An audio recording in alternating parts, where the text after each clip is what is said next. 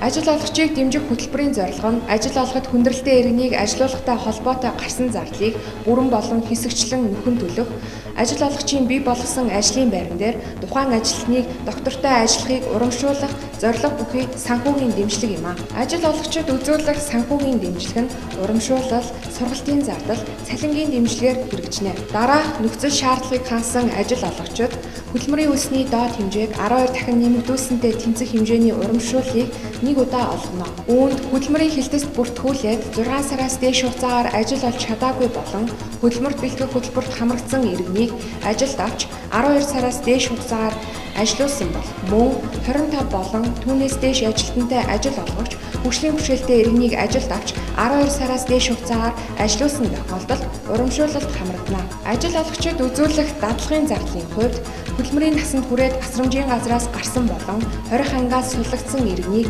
үйлдвэр дээрээ дадлагжуулан үндсэн ажилтнаар 1 жилээс дээш хугацаагаар ажилуулсан ажил олгогчид 3 сар хүртэх хугацааны дадлагын зардлыг нөхөн олгоно.